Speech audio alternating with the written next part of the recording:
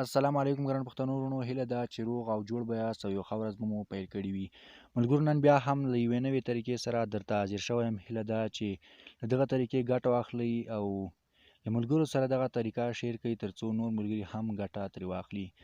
ملګرو، طریقه په دې ډول ده چې څنګه کولی شو په خپل موبایل کې ویډیو بغیر له کوم اپلیکیشن څخه داسې پټه کړو چې هیڅ چېرته به هم دوستانو تاسو ویډیو چې څوک پیدا نه کړي. څومره کوشش وکړئ تاسو ویډیو به هغوی پیدا نه کړي تر څو چې تاسو خپله هغه نه پیدا کړي.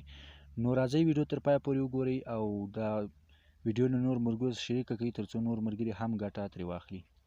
نو لومړی به تاسو راسئ او په خپل میکس پلیر کې زه تاسو ته یوه ویډیو ښیم دوستانو.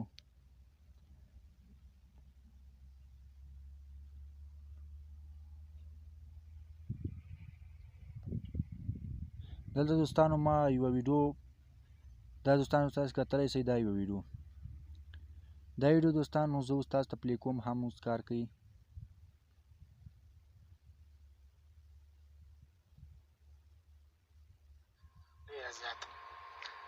رئیس صاحب راځم سوالونو ته.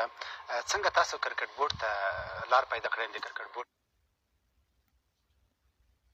دوستان دا تاسو وکتل ویډیو کار کاوه، نو اوس زه تاسو ته ښیم چې دا څنګه کولی شو چې داسې پټه کړو چې هیڅوک هم دا ویډیو ونه ګوري.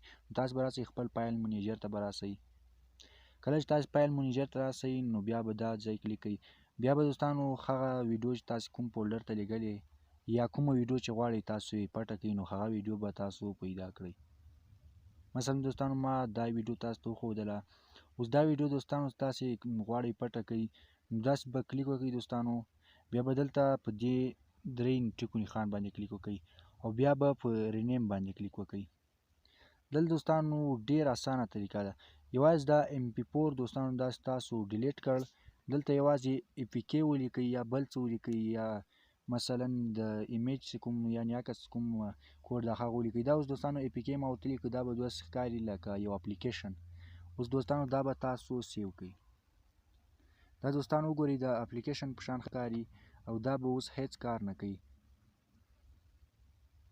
دا وګورئ دوستانو هیڅ کار نه کوي. اوس به زه تاسو ته میکس پلیر کې هم وښیم چې هغه ویډیو به اوس ورکه شوې وي.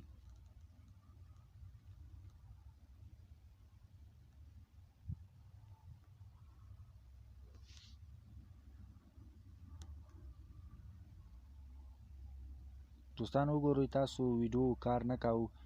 اوس دلته ګورو هم دلته به ویډیو نه وي دوستانو.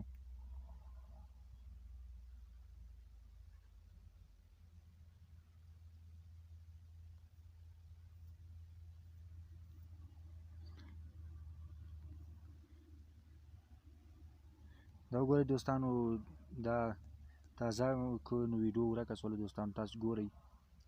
دا دوستانو اوس هیڅوک هم نشي کولی چې پیدا کړي.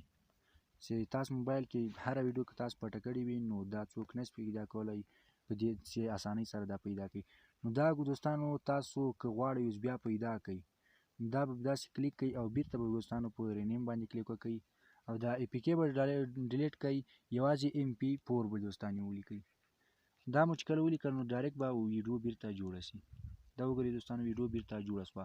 نو په دې طریقه تاسو کولی شئ اپلیکیشن هم پټ کړئ.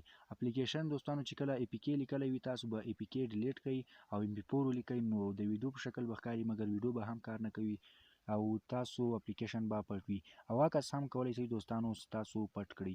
نو دا ډېره ښکلې او اسانه طریقه وه چې نن مو تاسو ته در وښودله. هیله ده چې څه مو زده کړي وي.